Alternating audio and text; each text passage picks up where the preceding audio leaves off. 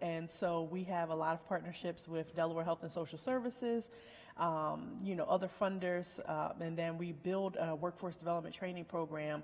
It's called RISE, Reaching and Investing in Youth for Sustainable Employment. And then from there, we have youth go through different career pathways. So they can choose healthcare, they can choose information technology or culinary. They go through this training program, they're being paid to do it, and then they get an externship on the way too. We also have open gym frequently. So our boys love to play basketball. So that's another thing that keeps them coming in too. And is there anything else you want people to know about the warehouse? Any way they can help or get involved? Absolutely. So we are at 1121 Thatcher Street. We love volunteers, and it is wonderful to have volunteers. Overall, I just want people to know that these are some really impactful, great, young people coming into our doors every day. We have more than 565 members of the warehouse. We have about, I would say, 55 active teens coming in. And so come, involve yourself, run a program if you're interested in running a program, and then reach out. My Sister's Keeper. Tell me about that. That's one of the many things you do that you don't have to do, but you do. Yes, I Am My Sister's Keeper was co-founded by myself, and I call her my bonus mom. Her name is Charlotte Miller Lacey. It is for girls 6 through 24 years of age. It actually started, we founded it back in 2016, and we started with about 7 girls. It was based out of an alternative school that at the time Ms. Lacey was the Director of Student Services for. Since that time, MSK has grown to have chapters. So we now have a chapter in Dover that has about 25 girls there. Our Wilmington location, which is the headquarters, we have about 40 girls in that program. We also have a chapter in Chester, Pennsylvania, about another 25 girls there, and a chapter in Atlanta with about 12 girls in that program. Yes. That's amazing. Yes. MSK is growing rapidly. We have 2 different kind of programs that we run. The one for 6 to 11 years of age. For girls, it's a STEM Confidence Club. So we're trying to introduce STEM initiatives, engineering, technology, science to girls earlier before they even get to middle school, so they know that it's a viable option for them, especially for our African American young ladies. And then girls who are in that 12 to 18 age range, they go through different rites of passage. So 12 to 14 is together, that's MSK Future Changemakers, and then 15 to 18 is MSK Dream Chasers. So we really build upon what is their purpose, their passion, getting them to begin thinking about what they want to do in life, what their next steps are, and how that pulls from the community. All of the girls in the program have to commit to 30 hours of community service each year. So it's a 9-month program that we launch each year.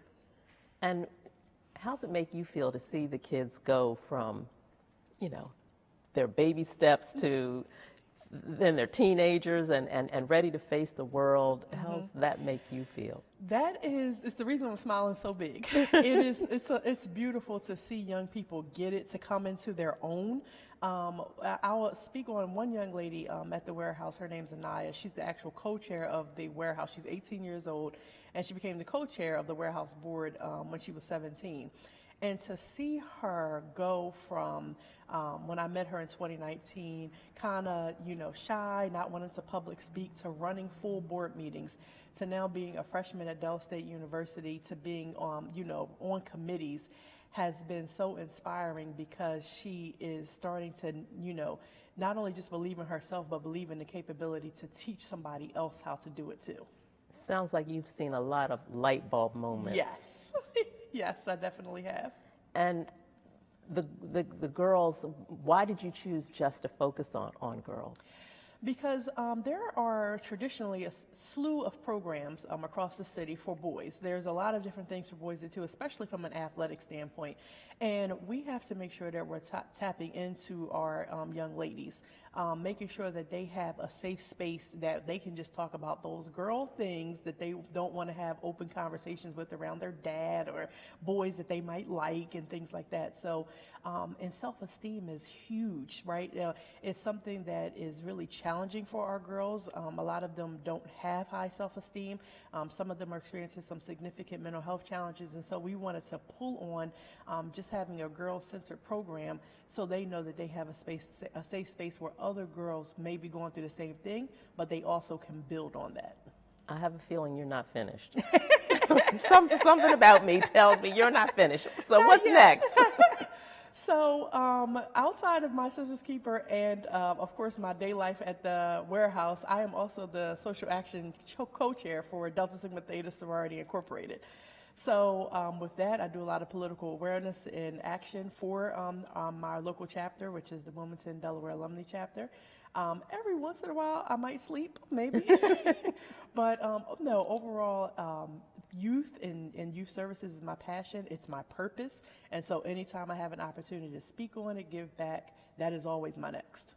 And if people want to tap into your energy, how do they do that? They just come see me and reach out to me at the warehouse. I'm easily accessible, but really tap into the teens, give back to them because I draw my energy from them. Well, you are certainly an everyday angel in so many degrees. So thank you. On behalf of the kids, I want to thank you. I mean, and the parents who've got to be saying, this young lady is filling in the gap. So thank you so much for all that you do. Thank you. I tell all my parents, they are my kids too. So the parents agree with me. Thank you. All righty. Well, up next, we have one more angel to meet, so stay tuned. The warm embrace of the community, man. Like what y'all got going on is wonderful. And no wonder y'all called the work group, because y'all putting that work in. For real, seriously, y'all getting the work done. We are committed to creating the best Riverside we can with the community, for the community.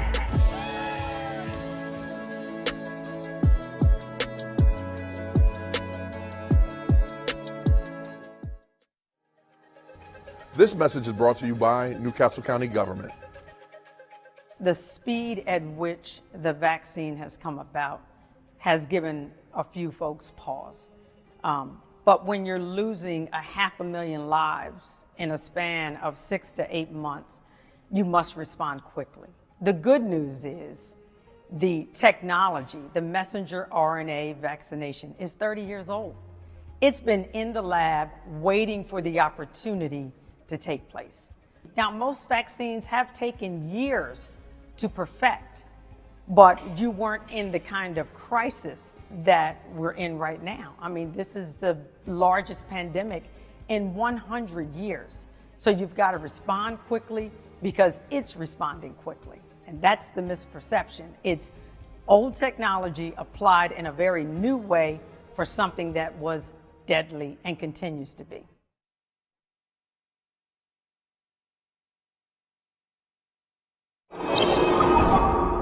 Auto accident, medical negligence, work injury. Contact Team Tice, your Delaware personal injury lawyers.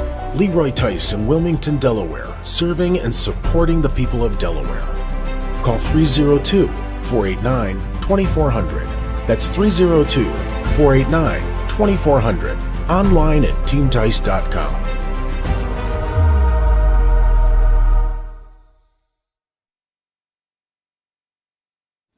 We are back, and joining us is Stacey Henry, and I call you a one-woman army because you're just a powerhouse. Well, when Hurricane Ida hit, you decided to get to work. No one told you to, no one asked you to. Tell us what you did. well, when Hurricane Ida hit, I received a phone call to help a family who had some small children, and they were in need. So I got in my van and I went down to Thatcher Street.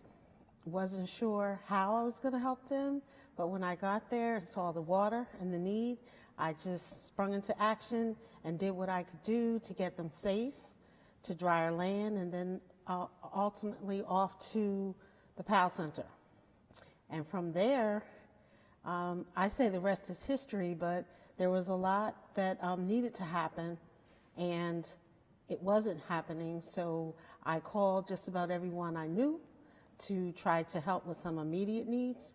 And from there, I just built a relationship with a community that was really in a bad situation. So you didn't help one family, you've helped A community. a community. Yes.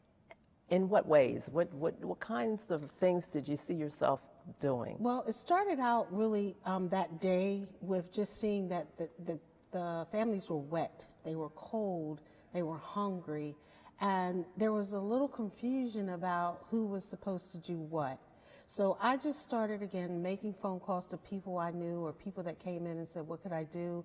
We needed Pampers, we needed bottles, we needed food, we needed dry clothes. And from the first day to the second day, I kind of operated as whatever they needed, please bring it in. After that, I decided that my work really, the work that I was trying to do really wasn't there at a location, it was back into the community. So I went back into the community, partnered with a couple people, had a big field day of volunteers that came out, people came out and donated things. But as I drove through the community every day, passing out toilet paper and paper towels and dry clothes, there was a community of apartments where the residents were kind of MIA. No one knew where they were. So I did see a family walking out of the building one day, soaking wet, mud, and I asked them, I said, is there anything I can do to help you? Like, is there something that you need? And the gentleman said, I just need some dry shoes. He had mud pretty much up to his knees, and his wife was wet and cold. So I went down to Foreman Mills, and I got shoes for everyone, dry socks, and some pants. And then I said to them, like, well, where are you? Where is the rest of the, Claymont Community Street family?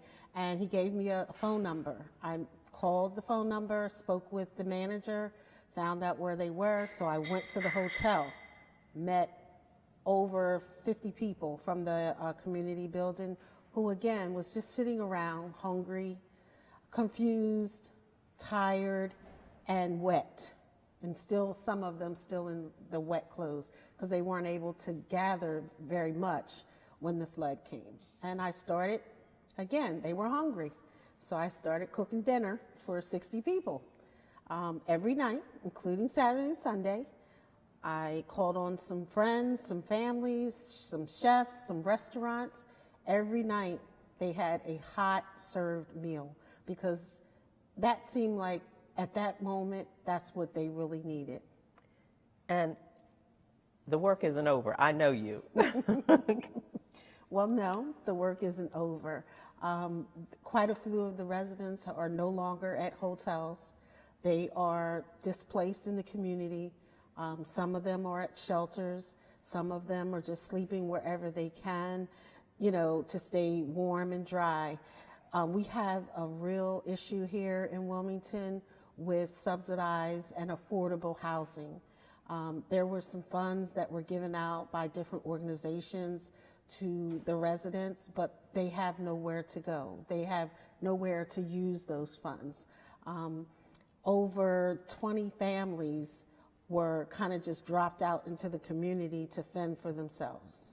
And the thing I love about you is you're self-motivated. You don't need an agency. You don't need a name tag. You just do what you do. Well, and this isn't the first time. Tell us about other things that you've done just on your own because you knew something needed to be done. Well, actually, I'm motivated by people. Like you said, I was asked a million times, what organization are you with? Or, who's paying you or who's funding you? And I tell them over and over again, it's just myself. And I look at this situation as this could have been my family. It could have been me. And I know there's a lot of different organizations, state organizations and things that are supposed to be doing certain things, but these families just needed someone to understand what they needed and how to make it happen. So again, I'm motivated by people, and sometimes it's just looking at a situation and to say, I don't know the day I went down, I had no idea I would be still doing what I'm doing today. But each day there was a different need. So if I couldn't help with that need, I would call on someone who was an expert and we would work together. And that's what motivates me, and that's how I work in and out and around this community. It's not about a title, it's not about a name tag, it's about understanding that we're all human beings and that we all may come short one day. And I would hope someone will look at a situation and say, well, let me see what I can do to help you. And that's really all I did, is I asked them, what can I do to help you? And other people can do the same. Yes, they can. And that's one of the things that, you know, I really wish that we as a community can realize that sometimes it's not about money. Sometimes it's not about, you know, giving, you know, material things. Sometimes we just have to come together, your expertise, my expertise, and work as a collaborative effort so that we can understand what the need is. And I truly believe that, you know, here in Wilmington, here in Delaware, the folks that are of authority, they know what we need, but who is going to step up to the plate and organize and make sure that we are doing what we need to do, not only to help the Ida victims. There are a lot of people that are homeless right now because of reasons not of their own, but the problem still remains. We know about it. Let's be about it and do something about it, because it's every day. The numbers are getting higher and higher and higher. And this group of people from the flood, it just took the numbers kind of over the chart. Well, Stacey, that's why we at DETV call you an everyday angel, because this is something you do every day. And we applaud you for your selflessness and just giving and giving and giving. And I know your daughter is just motivated. She watches you, and you set such a great example. So thank you for everything that you do. We are just proud to have you as a member of the community. Thank you. You've done a lot. Very proud to be a member. And again, my daughter motivates me also, because I think it was one of her ideas of doing a little something different. And from there, I just continue to press forward and just realize that this situation is something, it's not too big for us to fix. It's just, again, people having the common sense and the heart to say, I'm going to be that person to organize the right people at the right time to do the right thing. Well, Stacey, keep up the good work, and I want to thank you for coming in tonight. Thank you. That is our program for tonight, but it's just the beginning. There are more everyday angels all over our communities in all different categories, educators and first responders. You're going to hear from them all. So stay tuned. I'm Lauren Wilson. Thank you for joining us.